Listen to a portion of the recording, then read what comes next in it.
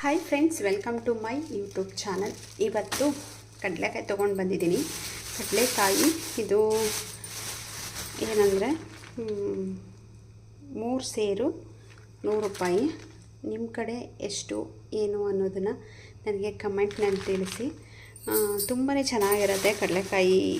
ಮೊದಲೆಲ್ಲ ಗೌರಿ ಹಬ್ಬ ಟೈಮು, ವರಮಹಾಲಕ್ಷ್ಮಿ ಹಬ್ಬದ ಟೈಮಲ್ಲೇ ಸಿಗ್ತಾಯಿತ್ತು ಕಡಲೆಕಾಯಿ. ಈಗ ಆಗಿಲ್ಲ.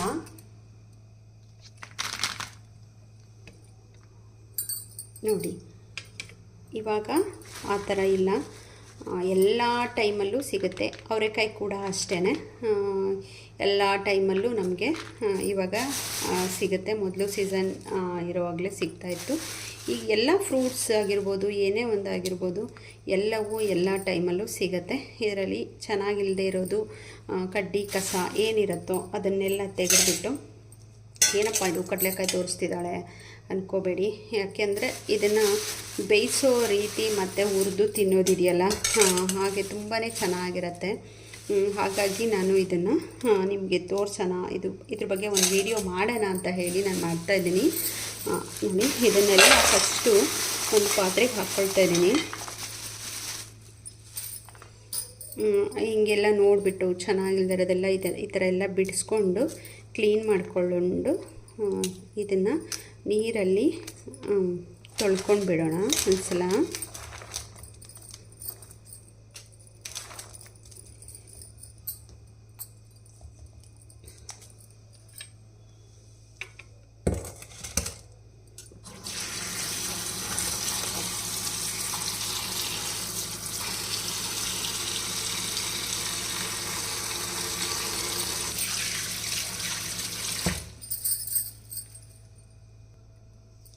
ಮೊದಲಿಗೆ ಎಲ್ಲ ನೀಟಾಗಿ ತೊಳ್ಕೊಂಡು ಬಿಡ್ತೀನಿ.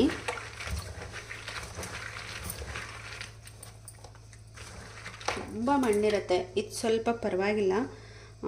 ಮೊದಲು ಫಸ್ಟು ಮಾರ್ತಾ ಇರಬೇಕಿದ್ರೆ ನೋಡಿದ್ರೆ ಅವ್ರ ಹತ್ರ ಒಂದು ಸ್ವಲ್ಪ ಬೇಜಾರೇ ಆಗಿಬಿಡತ್ತೆ, ಅಷ್ಟು ಮಣ್ಣಿರುತ್ತೆ. ಇದೊಂದು ಸ್ವಲ್ಪ ಚೆನ್ನಾಗಿತ್ತು ಅಂತ ಹೇಳಿ ನಾನು ತೊಗೊಂಡು ಬಂದಿದ್ದೀನಿ. ಆಮೇಲೆ ಮಧ್ಯ ಸ್ವಲ್ಪ ಎಳ್ಸಿರುತ್ತೆ, ಅದು ನೋಡಿ ತೊಗೋಬೇಕು. ಇದನ್ನೆಲ್ಲ ಫುಲ್ಲು ಕ್ಲೀನ್ ಮಾಡ್ಕೊಂಡು ಬರ್ತೀನಿ.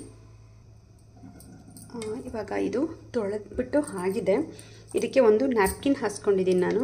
ಈ ನ್ಯಾಪ್ಕಿನ್ಗೆ ಅಂದರೆ ನಾನು ಉರಿಬೇಕಲ್ವಾ, ಹಾಗಾಗಿ ತೊಳೆದಿದ್ದನ್ನು ಹಾಗೆ ಇಟ್ಕೊಂಡ್ರೆ ತುಂಬ ಬೂಸ್ಟ್ ಬಂದುಬಿಡುತ್ತೆ. ಹಾಗಾಗಿ ನಾನು ಎಲ್ಲವನ್ನು ನೀರು ಹೀರ್ಕೊಳ್ಳಿ ಅಂತ ಹೇಳಿ ನ್ಯಾಪ್ಕಿನ್ ಮೇಲೆ ಹಾಕ್ತಾಯಿದ್ದೀನಿ. ನಾವು ಏನಾದರೂ ಇಮ್ಮಿಡಿಯೇಟಾಗಿ ಬೇಯಿಸ್ಕೋಬೇಕು ಅನ್ನೋದಾದರೆ ಈ ರೀತಿ ಕುಕ್ಕರ್ಗೆ ನೀರು ಇಟ್ಕೊಂಡು ಇದನ್ನೇ ಸ್ವಲ್ಪ ನಮಗೆ ಎಷ್ಟು ಬೇಕೋ ಅಷ್ಟನ್ನು ಕುಕ್ಕರ್ಗೆ ಹಾಕಿ, ಇದಕ್ಕೇನು ಹಾರೋದೇನು ಬೇಡ, ಇಮ್ಮಿಡಿಯೇಟಾಗಿ ಇದನ್ನು ನಾವು ಬೇಯಿಸ್ಕೊಳ್ಬೋದು.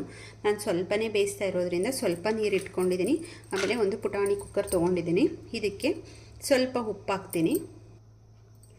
ನೋಡಿ, ಇಷ್ಟು ಉಪ್ಪು ಹಾಕ್ತಾಯಿದ್ದೀನಿ. ಸ್ವಲ್ಪ ಉಪ್ಪು ಸ್ವಲ್ಪ ಹಿಡಿಯೋದು ಕಷ್ಟ, ಅದಕ್ಕೆ ಸ್ವಲ್ಪ ಉಪ್ಪು ಜಾಸ್ತಿನೇ ಹಾಕ್ಕೊಂಡಿದ್ದೀನಿ. ಇದನ್ನು ನಾನು ಇವಾಗ ಕುಕ್ಕರಲ್ಲಿ ಇಡ್ತಾಯಿದ್ದೀನಿ. ಇದು 3 ಸಲ ವಿಜಿಲ್ ಬರಬೇಕು. ಹಾಗಾಗಿ ನೋಡಿ, ಇದು ಕ್ಯಾಪ್ ಹಾಕ್ತಾಯಿದ್ದೀನಿ. ಇದು 3 ಸಲ ಕೂಗಬೇಕು. ಇದಾದಮೇಲೆ ಇದು ನಾವು ಉರಿಯೋಕ್ಕೆ ಅಂದ್ಬಿಟ್ಟು ಬಾಣಲಿಲಿಟ್ಟು ಉರಿಯೋಕ್ಕೆ ಅಂತ ಹೇಳಿ, ಅಂದರೆ ತೇವ ಇದ್ರೂ ಹಾಕ್ಬೋದು, ಸ್ವಲ್ಪ ಡ್ರೈ ಆದರೆ ಬೇಗ ಇದಾಗುತ್ತೆ ಅಂತ. ಅಂತಂದರೆ ಏನಂದರೆ ಓವನಲ್ಲಿ ಬೇಯಿಸೋದ್ರಿಂದ ಬೇಗ ಆಗುತ್ತೆ, ಆದರೆ ಸ್ಟವ್ ಮೇಲೆ ಸ್ವಲ್ಪ ನಿಧಾನ ಆಗುತ್ತೆ. ಹಾಗಾಗಿ ಸ್ಟವ್ ಮೇಲೆ ಮಾಡಿದ್ರೆ ಸ್ವಲ್ಪ ಪೇಷನ್ಸ್ ಬೇಕು, ಓವನಲ್ಲಿ ಮಾಡಿದ್ರೆ ಬೇಗ ಆಗಿಬಿಡತ್ತೆ. ಇವಾಗ ಸ್ಟವ್ ಮೇಲೆ ನಾನು ಬಾಣಲಿನಲ್ಲಿ ಹುರಿಯೋಣ ಅಂತ ಹುರಿತಾ ಇದ್ದೀನಿ. ಇದೇನು ಅಂದರೆ ತೊಳೆದುಬಿಟ್ಟು ನಾವು ಹಿಂಗೆ ಒಣಗಿಸ್ದೇ ಇಟ್ಬಿಟ್ರೆ ಅದು ಹಾಗೆ ಬೂಸ್ಟ್ ಇಟ್ಕೊಂಡ್ಬಿಡತ್ತೆ. ನಾವು ಇವಾಗ ಇದನ್ನು ಹುರಿಯೋಕ್ಕೆ ತೊಗೊಳ್ತಾ ಇದ್ದೀನಿ. ಕಬ್ಬಿಣದ ಬಾಣಲಿ ಇಟ್ಕೊಂಡಿದ್ದೀನಿ, ಬೇಗ ಆಗಲಿ ಅನ್ನೋದಕ್ಕೋಸ್ಕರ. ಮಿಕ್ಕಿದ್ದನ್ನೆಲ್ಲ ಬೇಗ ಇದಾಗ್ಬಿಡತ್ತೆ ಅಂತ ಹೇಳಿ ಆದಮೇಲೆ ಇಟ್ಕೋಬೋದು. ಇಲ್ಲ ಅಂತಂದರೆ ಬೆಟರ್ ಅಂದರೆ ಹಾಗೆ ತಂದಿದ್ದನ್ನು ಹಾಗೆ ಇಟ್ಬಿಟ್ಟು ನಾವು ಎಷ್ಟು ತಿಂತೀವಿ, ಎಷ್ಟು ಯೂಸ್ ಮಾಡ್ತೀವಿ ಅಷ್ಟನ್ನು ತೊಳೆದು ಯೂಸ್ ಮಾಡ್ಬೋದು. ಇಲ್ಲಾಂದರೆ ಬೇಗ ಕಡಲೆಕಾಯಿ ಹೋಗ್ಬಿಡತ್ತೆ. ಇಲ್ಲ ಅಂದರೆ ಈ ರೀತಿ ಒಣಗಾಕಬೇಕು. ಒಣಗಾಕಿದ್ರೆ ಮಣ್ಣೆಲ್ಲ ಬಿದ್ದೋಗ್ಬಿಡತ್ತೆ. ಅದು ಒಣಗಿದಾದ್ಮೇಲೆ ಎಷ್ಟೇ ಗಲೀಜಿದ್ರೂ ನೀಟಾಗಿ ಹೊರ್ಟೋಗ್ಬಿಡತ್ತೆ ಅದು. ಅದಕ್ಕೋಸ್ಕರ ನಾನು ಇದು ಮಿಕ್ಕೊಳ್ಳುತ್ತೆಲ್ಲ ಇಟ್ಕೊಳ್ಬೇಕಲ್ಲ ಅಂದ್ಬಿಟ್ಟು ನಾನು ಒಂದು ನ್ಯಾಪ್ಕಿನ್ ಮೇಲೆ ಹಾಕ್ಕೊಂಡಿದ್ದೀನಿ ಹಾರಲಿ ಅನ್ನೋದಕ್ಕೋಸ್ಕರ. ಬೇಗ ಆರೋಗ್ಬಿಡತ್ತೆ. ಬೇಯಿಸೋಕ್ಕೇನೋ ತೊಳೆದ್ಬಿಟ್ಟು ಇಮ್ಮಿಡಿಯೇಟಾಗಿ ಬೇಯಿಸ್ಕೊಳ್ಬೋದು. ಇವಾಗ ನಾನು ಬಾಣಲಿನಲ್ಲಿ ಕಡಲೆಕಾಯಿನ ಹುರಿತಾ ಇದ್ದೀನಿ. ಒಂದು ಕಡೆ ಕುಕ್ಕರ್ ಇಟ್ಟಿದ್ದೀನಿ. ಹಸಿ ಕಡಲೆಕಾಯಿ ಆಗಿರೋದ್ರಿಂದ ತುಂಬ ಹೊತ್ತು ಬೇಕಾಗುತ್ತೆ ಇದು ಬೇಯೋಕ್ಕೆ. ಒಂದು ಸ್ವಲ್ಪ ಓವನಲ್ಲಿ ಹಾಕೋಣ. ಇದನ್ನು ನಾನು ಓವನ್ಗೆ ಇಡಲಿಕ್ಕೆ ಯೂಸ್ ಮಾಡ್ಕೊಳ್ತಾ ಇದ್ದೀನಿ. ಆದರೆ ಒಂದೇ ಕಡಲೆಕಾಯಿ 3 ಥರ ಟೇಸ್ಟ್ ಇರುತ್ತೆ. ಹಾಗಾಗಿ ಇದು ಓವನಲ್ಲಿ ಇಡೋದು ಮತ್ತು ನಾನು ಬಾಣಲಿಲಿ ಹುರಿತಿರೋದು ಎರಡೂ ಒಂದೇ ಥರ ಟೇಸ್ಟ್ ಬರುತ್ತೆ. ಆದರೆ ಸ್ಟೌವಲ್ಲಿ ಮೇಲಿಟ್ಟು ಬಾಣಲಿ ಹುರಿಯೋದ್ರಿಂದ ಅದೇ ಒಂಥರ ಟೇಸ್ಟ್ ಇರುತ್ತೆ. ಅದಕ್ಕೋಸ್ಕರ ನಾನು ಹಿಂಗೆ ಮಾಡ್ತಾಯಿದ್ದೀನಿ. ಮೊದಲೆಲ್ಲ ನಮ್ಮ ತಾತ ಅವರೆಲ್ಲ ಮಾಡ್ತಾಯಿದ್ದೇನು ಅಂತಂದರೆ ಫಸ್ಟು ಏನಂದರೆ ನೋಡಿ ಈ ರೀತಿ ಇಟ್ಬಿಡೋದು ಅಷ್ಟೇ.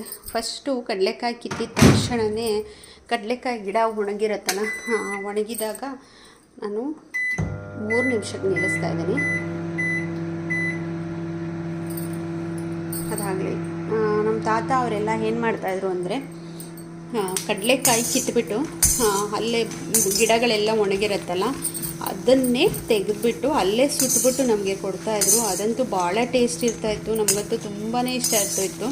ಕಡಲೆಕಾಯಿ ಬಿಡಿಸ್ಕೊಂಡು ಆ ಗಿಡನೇ ಬೆಂಕಿ ಹಚ್ಬಿಟ್ಟು ಅಲ್ಲೇ ಸುಟ್ಬಿಟ್ಟು ಕೊಡೋರು.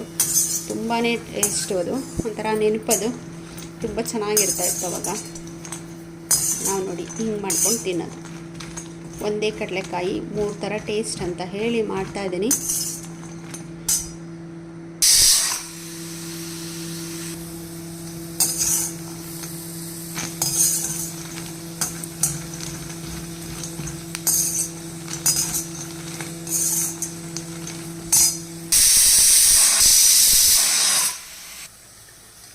ಹಸಿ ಕಡಲೆಕಾಯಿನ ಈ ರೀತಿ ಕಪ್ಪಾಗುವಂಗೆ ಹುರಿಬೇಕು. ಒಣ ಕಡಲೆಕಾಯಿನೂ ಹುರಿತಾರೆ, ಅದು ಅಷ್ಟೊಂದು ಅದೇ ಬೇರೆ ಥರ ಟೇಸ್ಟ್ ಇರುತ್ತೆ.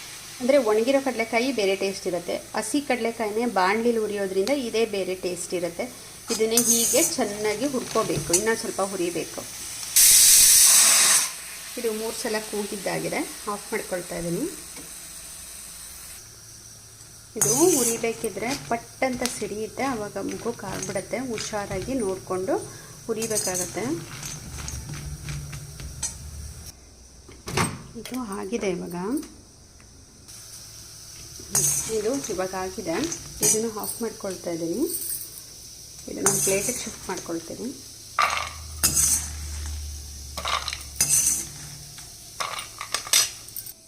ಇದು ಓವನ್ನಲ್ಲಿ ಹುರಿದಿರುವಂಥದ್ದು. ಇದು ಕುಕ್ಕರ್ ಎಲ್ಲ ಹಾರಿದೆ. ಇದು ನೀರೆಲ್ಲ ಹೋಗಿ ರೀತಿದೆ. ಇದನ್ನು ಇದಕ್ಕೆ ರೀತಿ ಸೋಡಿಸ್ಕೊಂಡ್ಬಿಡ್ತೀನಿ. ಸೋದಿಸ್ಕೊಂಡ್ರೆ ನೀರೆಲ್ಲ ಕೆಳಗೆ ಹೋಗುತ್ತೆ. ಹಾಗಾಗಿ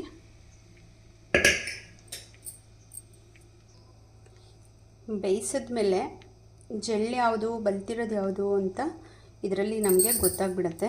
ಇದನ್ನು ನಾನು ಒಂದು ಪ್ಲೇಟ್ಗೆ ಹಾಕ್ಕೊಳ್ತಾ ಇದ್ದೀನಿ.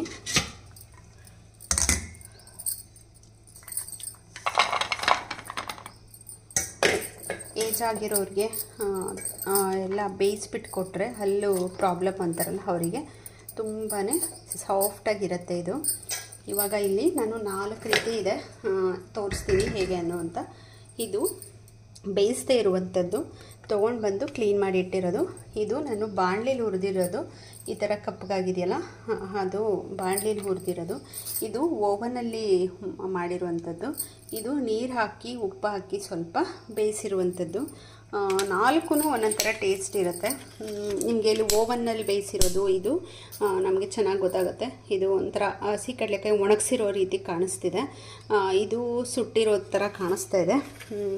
ತುಂಬಾ ಟೇಸ್ಟಿಯಾಗಿ ಚೆನ್ನಾಗಿರುತ್ತೆ. ತೋರಿಸ್ತೀನಿ ಹಿಡಿದ್ಬಿಟ್ಟು.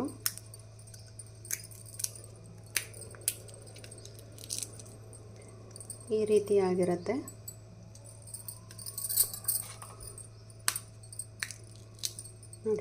ಈ ಥರ ಇರುತ್ತೆ.